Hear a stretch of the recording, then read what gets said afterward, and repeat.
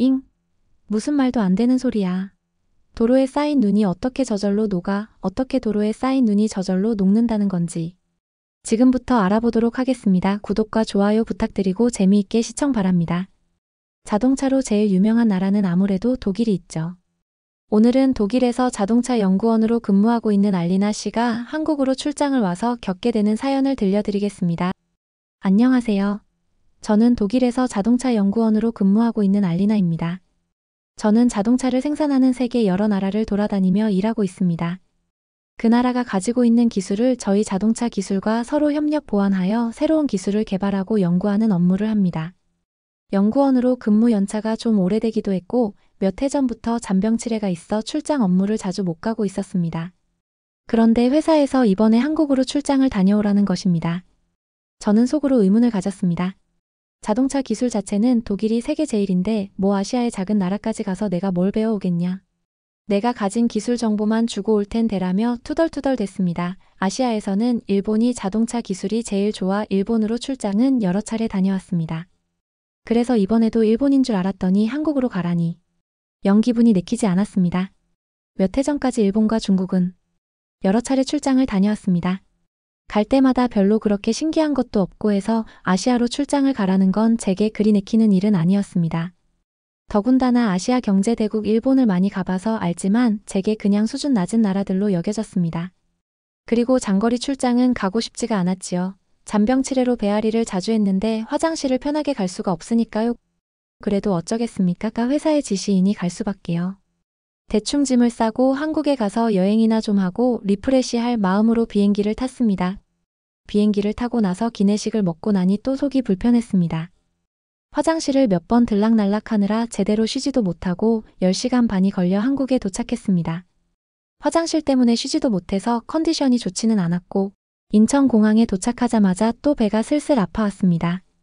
하지만 화장실 가기가 싫었습니다. 몇 해 전 중국에 갔을 때 화장실이 너무 충격적이어서 한국도 마찬가지일 거라는 생각이 들었습니다. 하지만 배가 아픈 신호가 너무 세게 와서 어쩔 수 없이 화장실을 찾아갔습니다. 그런데 상상했던 거와는 정반대였습니다. 어떻게 이렇게 깨끗한 화장실이 있을 수가 있지라는 생각이 들 정도로 깨끗했습니다. 너무 깔끔한 화장실에서 시원하게 보리를 보니 기분이 상쾌해졌습니다. 화장실을 기분 좋게 나와 공항 라운지 쪽을 보니 웬 로봇 하나가 이리저리 돌아다니는 것이었습니다. 기계에 관심이 많은 저는 얼른 내려가서 로봇을 살펴봤습니다. 알고 보니 길 안내를 해주는 로봇이었습니다. 한국이 이렇게 발전된 국가였다는 생각이 들었고 로봇에게 제가 가고 싶은 곳으로 안내를 부탁했습니다. 안내해달라 했더니 잘 찾아주더군요. 너무 신기했습니다. 그렇게 저를 마중 나와 있는 한국의 자동차 회사 직원을 만났습니다. 젊고 이쁘게 생긴 여성이었습니다. 통성명을 하고 여직원이 타고 온 차로 이동을 하였습니다. 직원분은 이동하는 도중에 제 짐도 대신 들어주고 환하게 웃어주는 매우 친절한 사람 같았습니다. 공항을 빠져나오면서 한국의 도로들을 유심히 보았습니다. 일본이나 중국 도로들보다 훨씬 넓고 정비가 잘 되어 있었습니다. 그러던 중 소리가 들렸습니다.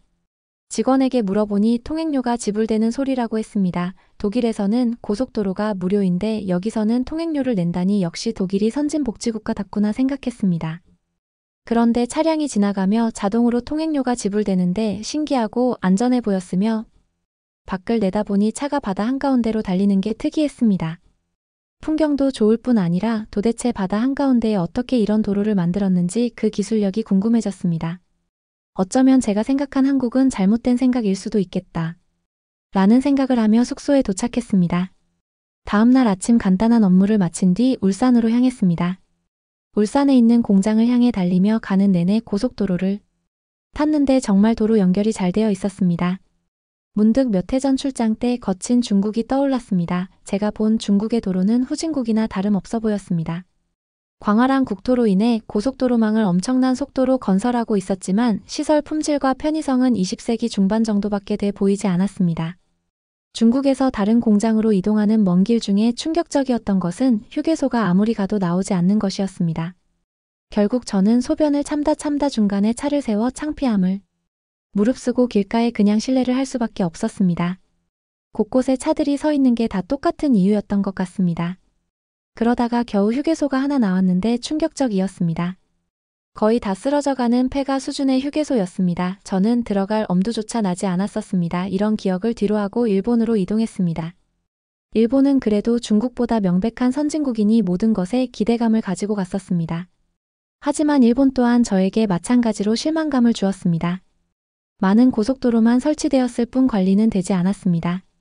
대부분 인프라 투자가 거의 되지 않았는데 노후화되어 있고 도로를 양호한 상태로 유지하기 위해서는 적절한 관리와 반복적인 대규모 보수나 재건축이 이루어져야 합니다. 일본은 이런 점들을 간과하여 2030년쯤에는 전체 교량의 절반 이상이 50년 전에 만든 것이 된다고 했습니다. 제가 알기로는 일본은 철저한 안전점검이 세계 제일인 나라인지 알았는데 그런 이미지는 온데간데 없었습니다. 더군다나 일본은 고속도로 통행료가 엄청나게 비쌌습니다. 한국 직원에게 물어보니 한국은 몇천 원 정도의 통행료로 다닌다고 했습니다. 과거에 이런 경험들을 한 후 한국에 와보니 한국 고속도로는 정말 편안한 느낌이었습니다. 통행료는 내지만 차를 멈추지 않고 자동으로 결제가 되는 시스템 때문에 잘 정비된 도로를 안전하고 부드럽게 다닐 수 있는 경험은 상상 이상이었습니다.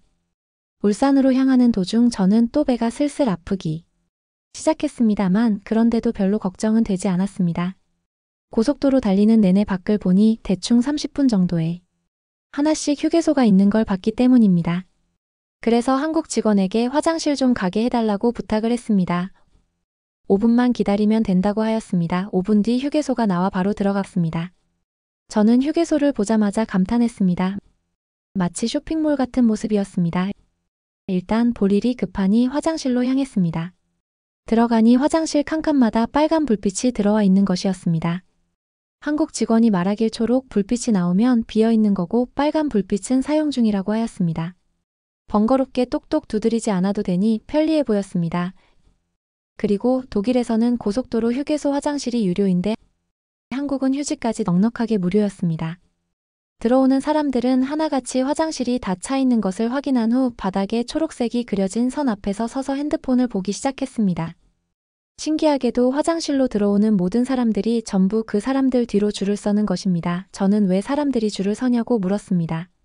화장실이 꽉 차 있으면 저기에 줄을 서는 게 암묵적인 약속이라고 했습니다. 누가 지키고 서 있으면서 제지하는 것도 아닌데.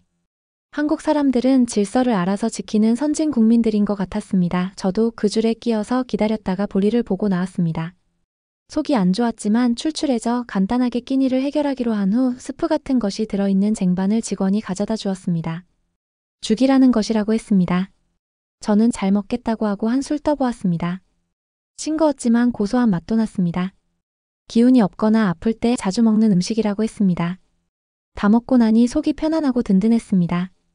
먹고 나니 왜 먹는지 이해가 갔습니다. 제가 먹는 동안 한국 직원은 김밥과 라면이라는 것을 먹고 있었습니다. 저는 죽을 먹는 내내 김밥의 고소한 냄새와 그 안에 들어있는 야채들 그리고 라면 안에 들어있는 콩나물을 보며 너무나 먹고 싶었습니다. 독일에서 병원에 갔을 때 야채를 많이 먹으라고 했었습니다. 그런데 김밥과 콩나물이 들어있는 라면을 보니 건강에도 괜찮겠다는 생각이 들었고 그 냄새들이 제 코를 자극했습니다. 속이 좀 편안해지면 한국을 떠나기 전에 꼭 먹어봐야겠다고 생각했습니다. 저는 한국에 있는 이틀의 시간 만에 한국을 무시했던 마음은 온데 간데 없고 모든 시설물과 한국 사람들의 국민의식을 보며 찬양하는 마음을 갖게 되었습니다. 정말 대단한 나라라고 생각이 들었고 휴게소를 빠져나와 다시 울산으로 향했습니다. 울산 공장에서 여러 직원들을 만났습니다. 저는 이미 한국의 기술력에 감탄하고 있었고 한국 사람들의 존경하는 마음을 갖게 되어 울산 직원분들을 만났을 때 조금 더 적극적으로 궁금한 것을 질문했습니다. 처음에 그냥 놀다 가야지 했던 마음은 이미 사라지고 한 가지라도 더 배워가야겠다는 생각으로 바뀌었습니다. 한국 자동차 연구원들은 하나같이 제게 매우 친절했습니다. 제가 알고 있는 것은 최대한 많이 알려드리고 제가 알고 싶은 것은 어떻게든 알아내려 노력했습니다. 얘기를 나누다 보니 독일이 무조건 독보적으로 세계 최고의 자동차 기술을 가지고 있는지 알았는데 한국 자동차 기술도 많이 좋아진 것 같았습니다. 한국 차량들을 전반적으로 연구해보니 정말 편의성 하나만큼은 독일 차들이 못 따라올 정도라고 생각들었습니다. 한국의 기술들을 보면 어떻게 하면 사람이 편리하게 사용할 수 있을까에 대해 최대한의 관점을 두고 기술 발현을 하는 것 같았습니다. 한국 연구원들과 대화가 끝난 후 저녁 식사를 하게 되었습니다. 고기 좋아하냐고 해서 좋다고 하니 한우라는 것을 파는 식당으로 저를 데리고 갔습니다. 한우는 여지껏 먹어본 소고기 중에 최고였습니다. 어떻게 고기가 이렇게 부드럽고 살살 녹는지 탄성이 나올 정도였습니다. 너무 맛있어서 배가 불러도 무리해서 먹었습니다. 저는 한국 연구원들과 어느 정도 친해져서 사담도 나누었습니다. 그때 제가 아랫배가 차서 잔병치레 도 잡고 화장실을 자주 다닌다고 이야기했습니다. 이걸 들은 한 한국 연구원은 자기 언니가 의사라고 하면서 내일 시간 내서 같이 병원에 가자고 하였습니다. 저는 독일에서도 못 고친 걸 어떻게 고치겠나 생각했습니다. 그 연구원의 친절함에 알겠다고 했고 다음날 일정을 어느 정도 마무리 후 그 연구원을 따라 병원으로 갔습니다. 그런데 병원이 좀 이상했습니다. 병원 들어가는 입구부터 어떠한 독특한 냄새가 났습니다. 하여튼 병원이 맞나 싶었습니다. 알고 보니 그 병원은 한의원이라고 했습니다. 연구원을 따라 들어가서 한의사분을 만났고 제가 어떻게 아픈지 설명도 하였습니다. 선생님은 커튼이 쳐져 있는 곳으로 저를 데려갔습니다. 그리고는 아랫배에 연기가 나는 뜨거운 거를 올려놓았습니다. 뜸이란 것이었습니다. 처음에는 뜨거워서 못 참겠다 했지만 시간이 지날수록 배가 편안해지는 게 느껴졌습니다. 침도 맞고 뜸도 뜨고 나니 한결 속이 좋은 것 같았습니다. 처음 받아보는 치료라 신기했습니다. 의사 선생님은 한 번 받아서는 낫지 않으니 일단 최대한 편안하게만 해준다고 하셨습니다. 지나고 나서 느낀 건데 치료받은 이후로 한국에 있는 동안은 화장실을 거의 가지 않았습니다. 화장실에 가도 설사를 하지는 않았습니다. 독일에 돌아가면 한국인들이 많이 사는 곳에 가서 한의원이 있는지 찾아봐야겠다고 생각했습니다. 울산 직원들의 환대를 받으며 마지막으로 울산 공장에서 개발한 차량을 타고 서울 본사로 가게 되었습니다. 저는 국제 면허증이 있어서 직접 테스트 주행을 하였습니다. 같이 온 한국 직원이 동승을 하고 서울로 향하였습니다. 고속도로를 한참 달리는데 한국 직원이 켜놓은 핸드폰 내비게이션에서 빨간 불 같은 게 경고를 하는 느낌이었습니다. 한국 직원에게 핸드폰이 이상하다고 하니 그건 과속 단속 카메라가 있다는 경고라고 하였습니다. 속도를 맞춰서 가라는 것이었습니다. 이 신기한 기능의 핸드폰 내비게이션은 외국인에게 맞는 언어로 바꿀 수도 있다고 했습니다. 한국 기술자들은 참 뭐든지 경우 이수를 다 가지고 개발을 하는 것 같습니다. 그렇게 감탄하며 운전을 하던 중 졸음이 몰려오기 시작했습니다. 저는 어제 독일로 보고서를 보내느라 밤을 꼬박 새웠습니다. 테스트 주행이니 옆에 직원에게 운전대를 맡길 수도 없었습니다. 한참을 달리는데 제가 졸고 있는 것 같았습니다. 그 순간 차 밑에서 드르륵 드르륵 거리는 소리가 났습니다. 소리가 너무 커서 잠이 확 달아났습니다.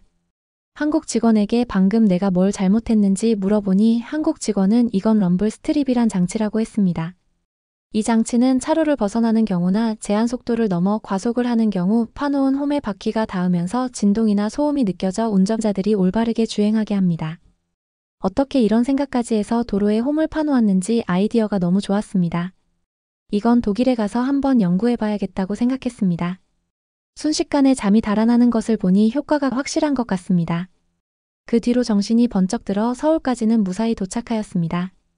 겨울이라 히터도 켜고 눈이 오는 늦은 밤 시간이라 더 졸렸던 것 같습니다.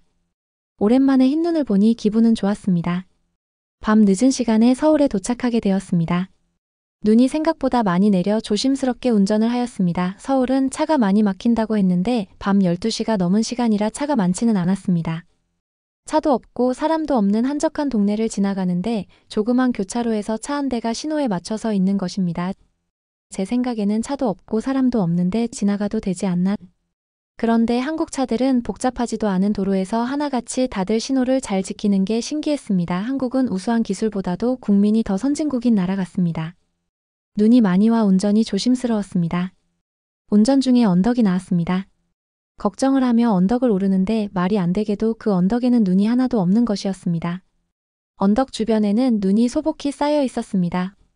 어떻게 된 일인지 궁금했습니다. 한국 직원에게 물으니 서울에서는 미끄러울 만한 도로에 열선이 깔려 있다고 했습니다. 이게 말이 되나 싶었습니다. 어떻게 아스팔트 도로에 열선을 깔 수가 있지 정말 말도 안 되는 기술이었습니다. 제가 보기에는 기술 혁명이었습니다. 저는 이거야말로 정말 독일에서 빨리 연구해야 한다고 생각했습니다. 독일에서는 눈이 오면 꼼짝도 못하고 제설 작업이 끝나야 겨우 움직일 수 있습니다. 한국 직원은 뭐 이런 걸로 놀라냐며 독일에는 이런 열선이 없냐고 물어보는 것입니다. 저는 독일은 한국에 비하면 그저 후진국이라는 생각만 들 뿐이었습니다. 한국의 모 회사에서 25톤 이상의 무게와 250도씨의 열을 견딜 수 있는 열선을 만들어 납품했다고 합니다. 다시 한국에 가면 그 회사를 꼭 찾아가 봐야겠습니다. 한국에서의 모든 일정이 마무리되었습니다. 약 20일 정도의 시간 동안 저를 옆에서 도와준 한국인 직원은 진심을 다해 저를 보살펴 주었습니다. 중국이나 일본에서 저는 그저 낯선 이방인일 뿐인 대접을 받았지만 한국에서 만난 모든 사람들은 저에게 손님 이상의 대접을 해주었습니다. 일본이나 중국 출장 때는 저를 도와주는 분들이 시간 외에는 절대 저에게 어떤 호의도 베풀어 주지 않았는데요. 한국인 직원분은 식사 때마다 맛집을 찾아다니며 제게 맛있는 음식을 먹게 해주었고 가는 동네마다 역사적인 곳을 데리고 다니며 한국의 역사에 대해서 설명도 해주었습니다. 저는 한국에서 직접 경험한 한국의 기술과 한국인들의 따뜻한 마음씨를 항상 간직하며 나도 한국인들처럼 따뜻한 마음으로 세상을 살아가야겠다고 다짐했습니다. 처음에 불만투성이로 한국을 왔던 걸 후회했습니다. 한국을 안 와봤으면 저는 제자리 걸음하는 인생을 살았을 것 같습니다. 이제 저는 한국에서 보고 들은 것을 독일에 맞게 적용하는 일을 해야 할 것 같습니다. 항상 이 마음을 기억하며 다시 한번 한국인들처럼 열심히 살아봐야겠습니다. 제 이야기를 들어주셔서 감사합니다. 모두 좋은 하루 보내시고 늘 행복하세요.